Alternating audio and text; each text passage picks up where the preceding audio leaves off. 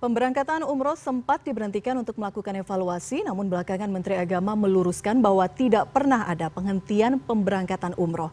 Untuk mendapatkan kejelasan terkait hal tersebut, saya sudah terhubung langsung dengan Hilman Latif, Dirjen Penyelenggaraan Haji dan Umroh Kementerian Agama. Assalamualaikum, selamat malam Pak Hilman. Selamat malam, Mbak. Pak Hilman, bagaimana kemudian penjelasan dari Kementerian Agama? Sebelumnya sempat beredar informasi penghentian pemberangkatan umroh untuk evaluasi, tapi kemudian ada statement dari Menteri Agama. Ya, memang sampai tanggal 15 ya kita itu tidak banyak menerima tamu lagi ya yang masuk ke dalam asrama haji, dan pengertian kita juga saat itu sudah memutuskan mulai tanggal 15 kita hentikan untuk melakukan evaluasi gitu ya. Dan kita sudah langsung evaluasi maraton 15, 16, 17 gitu ya. Dan bahkan saat ini juga kami masih evaluasi dengan para penyelenggara perjalanan ibadah umroh atau travel agent. Poinnya adalah dari pelaksanaan yang kemarin kita ingin melihat sebetulnya apa dampak yang telah kita capai dengan One Gate Policy ini atau kita kenal dengan OGP ya. Yang pertama adalah banyak apresiasi positif dari pihak dalam maupun luar negeri, pemerintah kita, pemerintah Saudi terhadap upaya yang kita lakukan. Karena itu juga untuk menunjukkan bahwa kita melakukan sesuai itu dengan siap-siap, gitu ya, dengan persiapan yang penuh. Dan asrama haji itu sudah menjadi tempat di mana kita melakukan proses untuk standarisasi treatment yang diberikan pada calon jamaah umroh.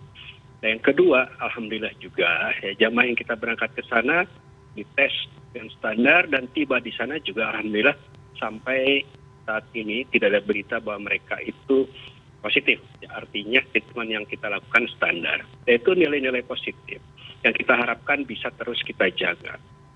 Juga tidak ada hambatan-hambatan yang sifatnya non-teknis lainnya, khususnya terkait dengan dokumen dan lain-lain, alhamdulillah lancar. Nah, memang saat ini yang sudah berangkat dari batch 1, batch 2, batch 3, dan batch 4 itu kan belum pada kembali ke Indonesia. Yang sudah kembali itu adalah yang in advance. Dan dari situlah kita ingin memetakan apakah kita lanjutkan lagi atau ada kita munculkan kebijakan yang lain.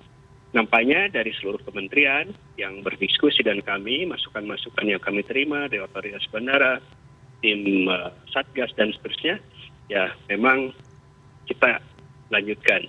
Dan Pak Menteri sudah memerintahkan kami bahwa OGP tetap kita jalankan dalam rangka mengatur flow jamaah haji agar lebih, jamaah umroh agar lebih tertata ketika berangkatnya. Okay. Kenapa? Karena di sini kita juga berhadapan dengan isu kepulangan dan ketersediaan kamar karantina.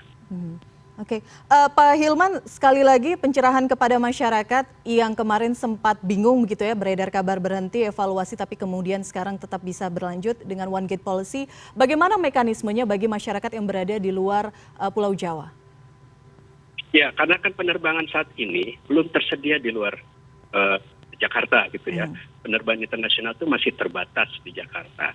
Jadi otomatis mereka harus tiba ke Jakarta. Nah, dalam proses itulah, apalagi saat ini transmisi juga sudah bersifat lokal. Nah, kita ingin ya agar semuanya mendapatkan treatment standar, dan kita menyediakan asrama haji sebagai tempat transit dari jamaah umroh ini, sehingga nanti PPIU ya bisa mengatur ya perjalanan jamaah mereka untuk bisa melalui asrama haji.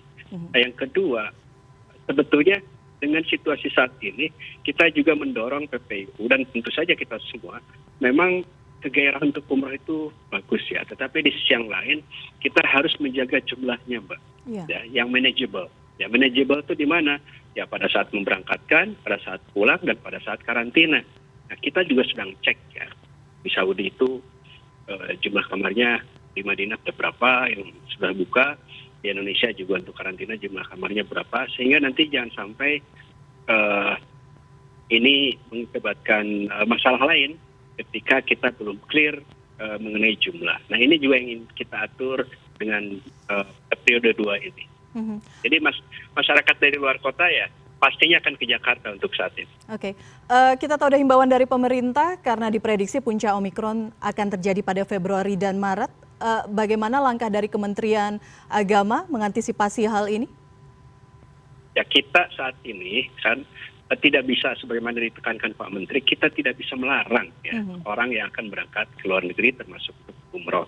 Ketika mereka beli tiket, dapat visa, dapat hotel, karantina dan seterusnya, ya kita hanya mampu atau dapat melakukan kontrol saja, kendali. Keterlibatan kita hanya di situ saja.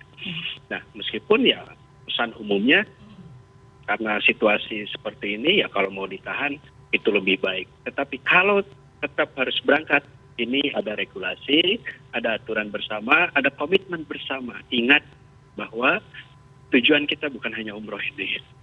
Kita ingin juga Indonesia mendapatkan kuota haji. Nah, ini yang sedang kita sampaikan terus kepada masyarakat bahwa ini semuanya dalam skenario yang besar, ya. Bukan hanya mengatur umroh, tetapi sebagai persiapan bagi kita untuk memasuki musim haji. Oke, baik. Artinya dari pemerintah Arab Saudi sejauh ini masih lampu hijau begitu ya, Pak? Ya, justru dari pemerintah Saudi masih lampu hijau, meskipun di sana kita tahu ya di berbagai media hariannya 5.000-an gitu ya, tetapi mereka masih open, masih memberikan visa. Nah, kita dari pemerintah, termasuk Kementerian Agama kan tetap koordinasi dan sana. Ya, mungkin juga kawan-kawan kita juga sudah kita minta untuk berkoordinasi. Betulkah jamaah kita akan terlayani kalau kita memberangkatkan dengan baik? Ada berapa sih hotelnya gitu ya yang available gitu ya, yang bisa karantina, hotel karantina dan hotel biasa apakah sama atau tidak? Nah, itu kan terus kita evaluasi ya. Jangan sampai ya kita ngirimkan terus jamaah di sananya berat gitu untuk mengakomodasi jamaah kita, karena hampir semuanya harus melalui proses karantina selama 5 hari di Saudi sana. Nah, sebelum mereka melaksanakan ibadah umrah.